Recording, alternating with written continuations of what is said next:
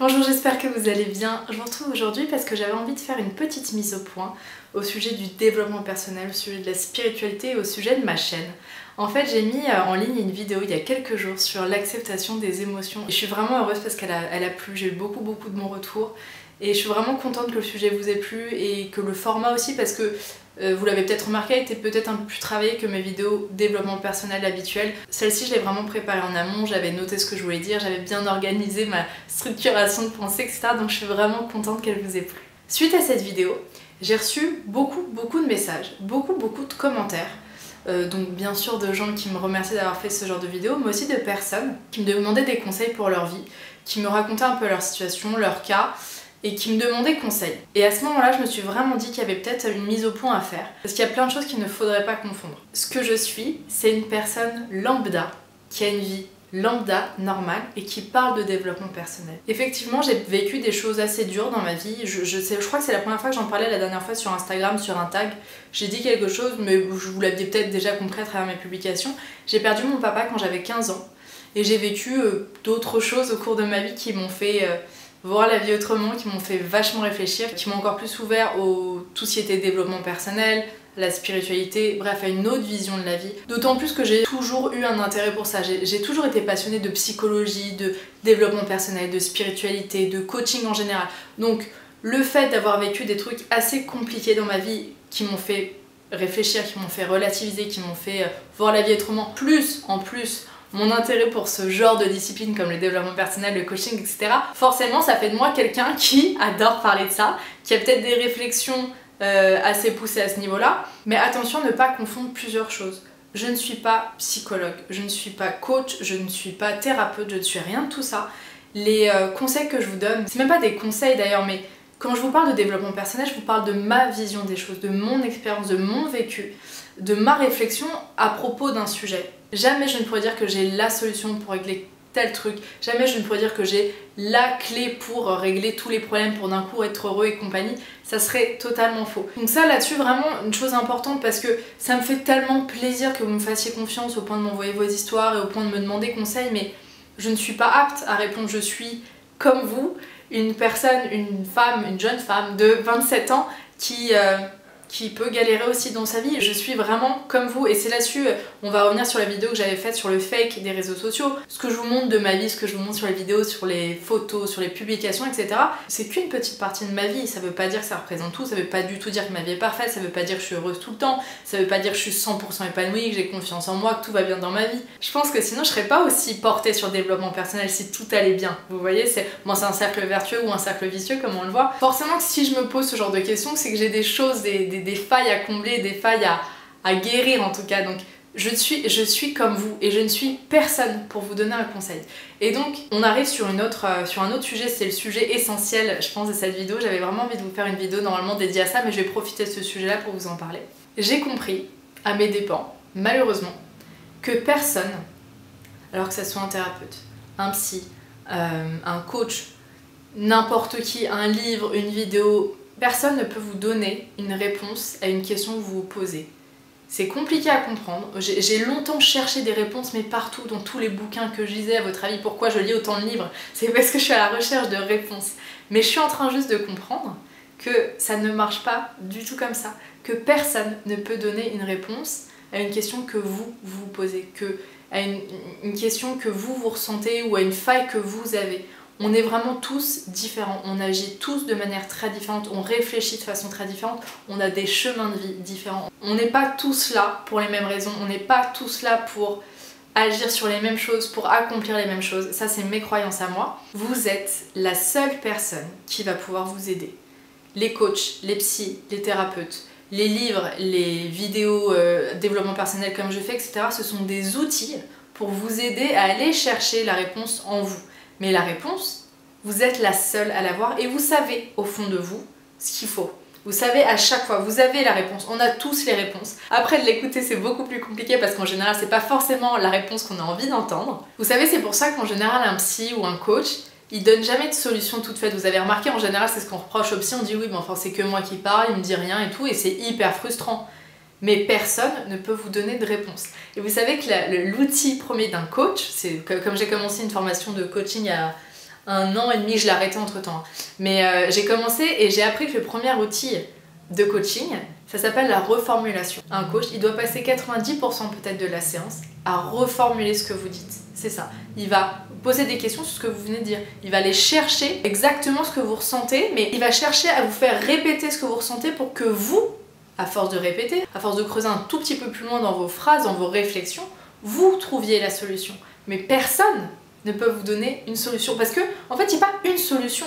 Il n'y a pas un mode d'emploi pour être heureux. Il n'y a pas un mode d'emploi pour avoir la vie dont vous rêvez. Il n'y a pas un mode d'emploi pour avoir confiance en soi. Il n'y a pas un mode d'emploi pour d'un coup ressentir de l'amour et de l'acceptation. Enfin, je sais pas, oui, ça serait tellement facile. Ça se saurait depuis longtemps, je pense.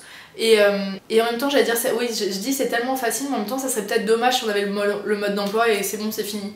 Je pense que notre but sur Terre, c'est là on arrive dans des trucs très spirituels, mais on est là pour évoluer, on est là pour se chercher et pour comprendre enfin pourquoi on est là. Donc on est là pour évoluer. Bien sûr que ça se fait pas en général dans la douceur, ça se fait pas ça se fait pas sans douleur en fait l'évolution, c'est comme ça. Moi c'est ma croyance, en tout cas je pense que ce sont les douleurs qui font évoluer, ce sont les douleurs qui font qu'on progresse. Malheureusement. Après je dis pas une fois qu'on a une réflexion autre, on arrive à ne plus souffrir autant qu'avant, mais c'est toujours ça qui va nous faire évoluer. Bref, c'est pour ça que j'ai un peu changé ma vision du développement personnel depuis peu.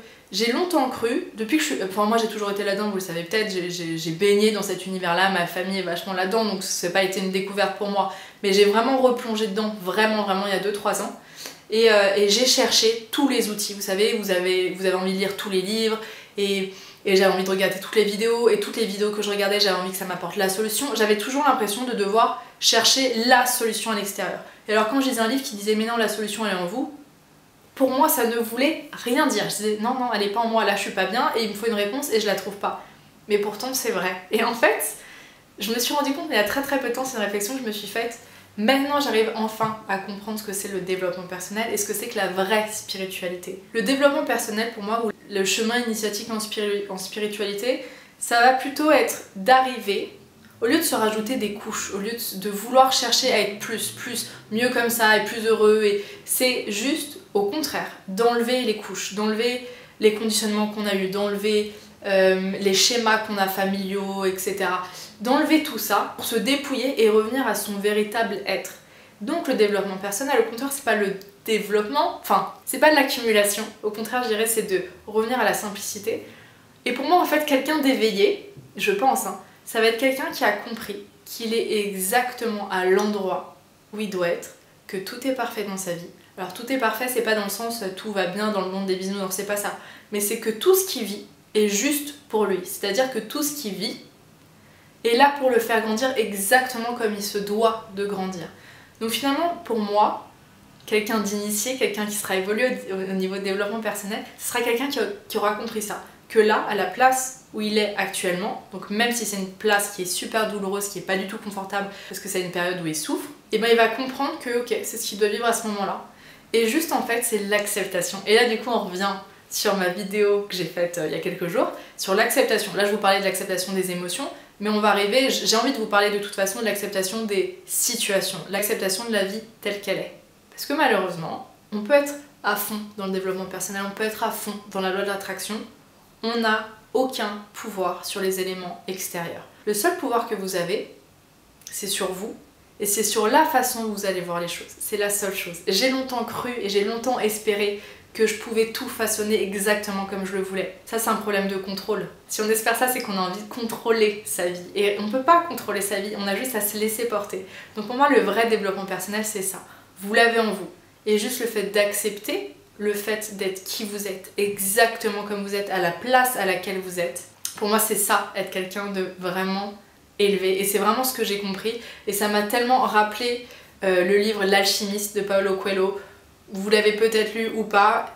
Pour les personnes en tout cas qui l'ont lu, vous allez sûrement comprendre. Mais en fait, on revient... Non, je vais pas dire parce que les personnes qui l'ont pas lu, j'ai pas révélé la fin. Et pour les personnes qui l'ont lu, vous voyez ce que je veux dire. Finalement, on a tout en nous, vraiment. Et ça sert à rien d'essayer sans cesse de chercher des réponses à l'extérieur et tout. Et pourtant, je suis fan du livre, par exemple...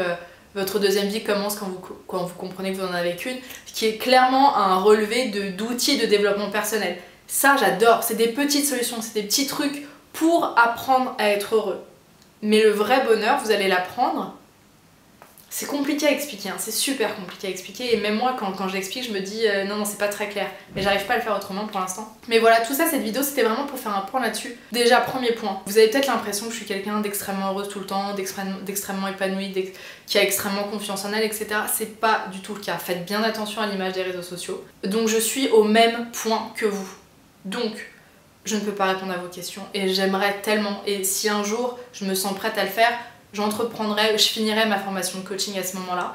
C'est pour ça que je l'avais arrêté, je me sentais pas encore prête à pouvoir aider les gens. Ouais, j'étais pas encore assez bien avec moi-même pour pouvoir aider les gens et j'en suis encore là. Pour moi, j'ai encore des choses à régler avant de pouvoir vous aider. Donc, inspirez-vous des livres, inspirez-vous de personnes inspirantes, inspirez-vous de chaînes YouTube, inspirez-vous de psy, de thérapeutes. Mais c'est pas eux qui vont vous donner les réponses. La seule réponse que vous allez avoir, elle vient de vous. Elle vient de votre cœur. Et c'est quand vous saurez exactement, vous savez, il faut juste faire marcher son intuition, et l'intuition ça sera l'objet d'une autre vidéo, parce que c'est compliqué de comprendre exactement ce que c'est que l'intuition et comment l'écouter, qu'est-ce que c'est exactement, et en fait comment savoir si c'est l'intuition, les émotions ou je sais pas quoi. Ça sera l'objet d'une autre vidéo, mais vous êtes la seule personne à pouvoir vous aider. Vous êtes la seule personne à savoir exactement ce qui est bon pour vous. Et c'est pour ça que j'en parlais beaucoup avec Hélène de Tarot Énergie. Elle est contre la voyance pour ça. Parce que quand on va voir une voyante, on laisse les clés à quelqu'un d'autre en disant ok dites-moi ce qui va m'arriver.